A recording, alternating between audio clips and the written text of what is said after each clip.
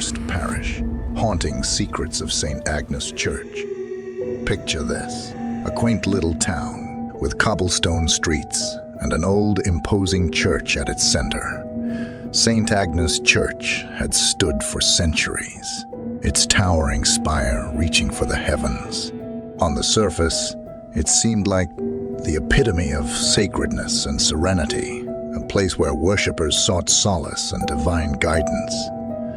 But as I soon discovered, there was a darkness lurking beneath those hallowed walls. I first stumbled upon the chilling story of St. Agnes Church when I visited the town.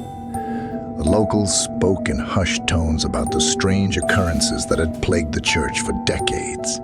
Intrigued by the rumors, I decided to investigate further. I attended a service at St. Agnes Church, hoping to experience the unsettling atmosphere firsthand. The congregation sang hymns with a fervor that masked an underlying tension. After the service, I struck up a conversation with a few parishioners. What I discovered was a disturbing pattern, a series of bizarre accidents and unexplainable incidents that seemed to revolve around the church. Determined to uncover the truth, I delved deeper into the history of St. Agnes Church. It was then that I stumbled upon a forgotten journal, hidden in the church's archives. The journal belonged to a former priest named Father Matthias, who had served the parish centuries ago. His entries told a harrowing tale of dark rituals, a secret cult that had infiltrated the church, and a malevolent entity that had been summoned through forbidden practices. Father Matthias had attempted to thwart the cult's sinister plans, but his efforts had been in vain. He described witnessing inexplicable phenomena, including blood-red stains that would appear on the church's walls and the anguished cries of souls, tormented by the entity's presence. He believed that the church itself had become a conduit for evil, a cursed place that was forever tainted by the rituals that had taken place within its sacred walls. Armed with this knowledge, I embarked on a late-night exploration of St. Agnes Church. The moonlight cast eerie shadows as I navigated the empty pews and cold stone floors. As the clock struck midnight, a chill ran down my spine, and I heard faint whispers that seemed to come from all around me. I followed the whispers like a moth to a flame until I reached the church's hidden chambers, a place that had remained untouched for centuries. In those chambers, I found a shrine, adorned with grotesque symbols and candles that flickered ominously. The air grew thick with a suffocating darkness, and the whispers grew louder, almost drowning out my own thoughts.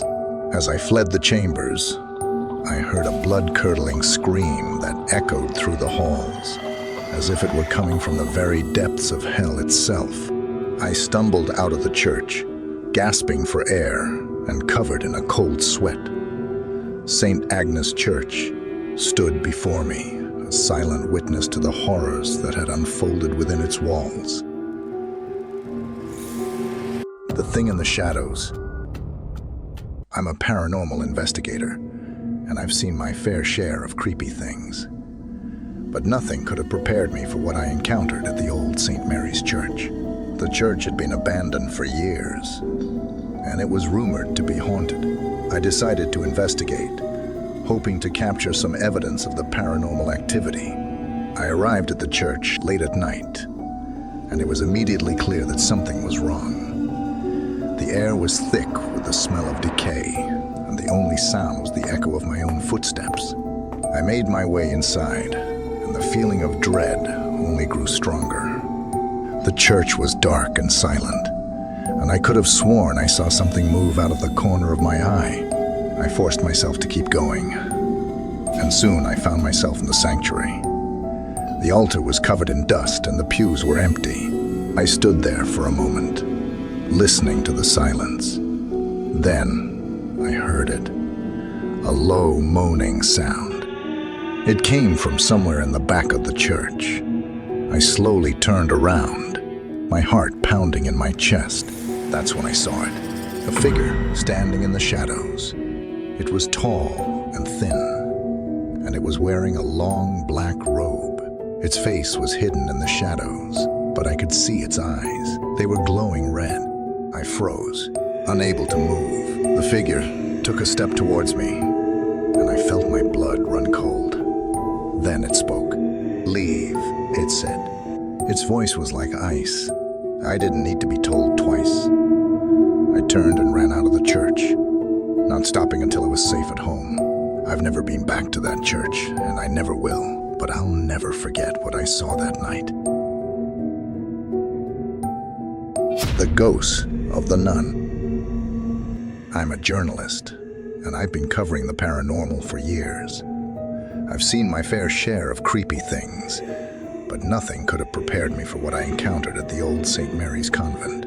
The convent had been abandoned for decades, and it was rumored to be haunted by the ghost of a nun who had been murdered there. I decided to investigate, hoping to capture some evidence of the paranormal activity. I arrived at the convent late at night. I made my way inside, and the feeling of dread only grew stronger. The convent was dark and silent. I forced myself to keep going, and soon I found myself in the chapel. I stood there for a moment, listening to the silence. Then I heard it, a soft, weeping sound. It came from somewhere in the back of the chapel. I slowly turned around, my heart pounding in my chest. That's when I saw her. A figure standing in the shadows. It was a nun, dressed in a long black habit. Her face was hidden in the shadows, but I could see her eyes. They were glowing white. I froze, unable to move. The nun took a step towards me, and I felt my blood run cold. Then she spoke. "Help me," she said. Her voice was like a whisper. I didn't know what to do. I wanted to run, but I couldn't leave her there. "Who are you?" I asked. "I'm the ghost of the nun," she said. "I was murdered here many years ago." "Why are you telling me this?" I asked. "I need your help," she said. "I need you to find my killer." I didn't know what to say. I was scared, but I also felt a sense of duty. I had to help her. "I'll do it," I said. And with that, she disappeared. I've been investigating the murder of the nun ever since. I've interviewed witnesses, combed through old records, and even consulted with psychics. But so far, I haven't been able to find her killer. I'm not giving up, though. I know I'll find the killer eventually. And when I do, I'll bring it to justice for what they did to the ghost of the nun.